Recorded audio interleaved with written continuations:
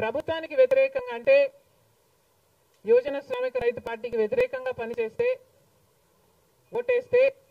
ఓటేస్తామని తెలిస్తే మాకు వచ్చే స్కీములు పోతాయి, అవి కాకుండా మా మీద కేసులు పెడతారు, దాడులు చేస్తారు అన్న భయం కూడా ప్రజలలో ఉంది.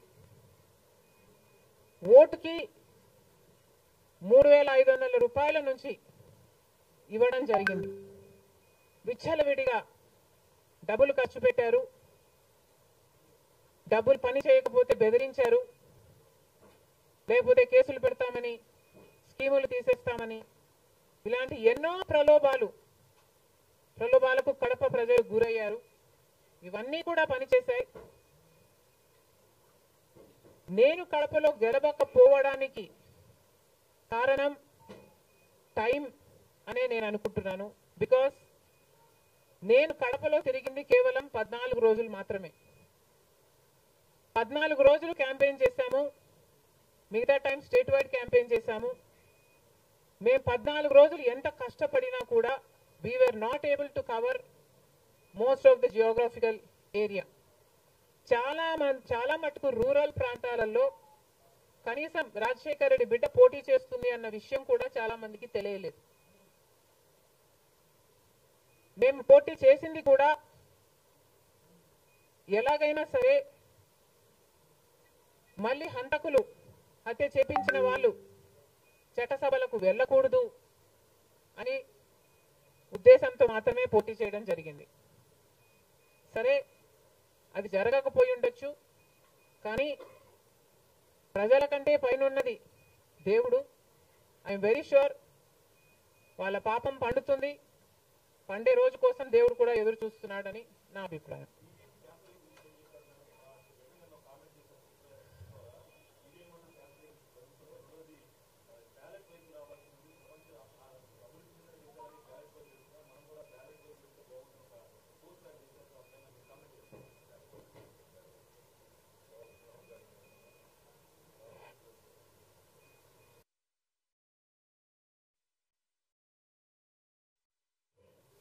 ఐ ఫీల్ మేధావులు కూర్చొని సుప్రీంకోర్టుతో సహా అందరూ కూర్చొని, ఇది అంత దేశానికి సంబంధించిన విషయం కాబట్టి అందరూ కూర్చొని ఓ నిర్ణయానికి వస్తే దేశ ప్రజలు హర్షిస్తారన్నది నా అభిప్రాయం.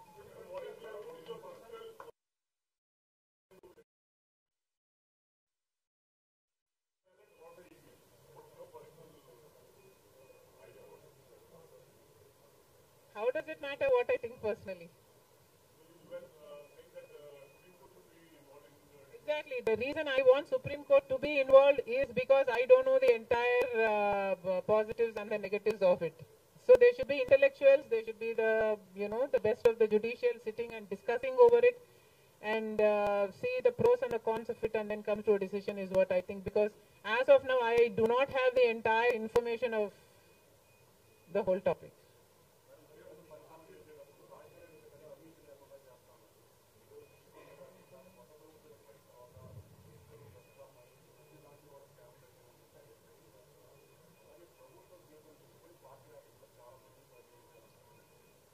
ప్రజలు బుద్ధి చెప్పారు కదమ్మా, ఇంకా నేను మాట్లాడటం ఎందుకు.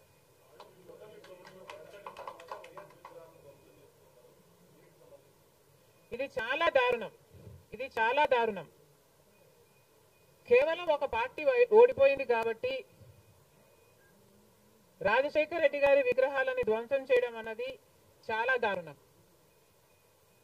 రాజశేఖర్ రెడ్డి గారు ఒక మహానాయకుడు, ఆంధ్ర రాష్ట్ర ప్రజలకు నమ్మకంగా సేవ చేసిన నాయకుడు. సేవ చేస్తూనే ప్రజల మధ్యలో నేను ఇంకా ఎంతో చేయాలి, సాధించాలి అని రచ్చబండకని బయలుదేరి వెళ్ళి చనిపోయిన నాయకుడు రాజశేఖర్ రెడ్డి గారు. రాజశేఖర్ రెడ్డి గారు లాంటి మహానాయకుడు చనిపోతే దాదాపు 7,000 మంది ప్రజలు ఆ బాధ తట్టుకోలేక, నిజాన్ని జీర్ణించుకోలేక ఆయన వెనకాలే చనిపోయారు. అంత గొప్ప నాయకుడు రాజశేఖర్ రెడ్డి గారు. ఒకసారి ఏం చేస్తున్నాము అని ఇలాంటి వాళ్ళు ఆలోచన చేసుకోవాలి. చనిపోయిన వాళ్లకు కూడా రాజకీయాలు ఆపాదించడం ధర్మం కాదు. చనిపోయిన వాళ్లకు కూడా గెలుపు ఓటములు ఆపాదించడం న్యాయం కాదు. మరొక్కసారి చెప్తున్నాం, రాజశేఖర రెడ్డి గారు మీకు చేసింది ఏమీ లేదు. దయచేసి రాజశేఖర రెడ్డి గారి విగ్రహాలను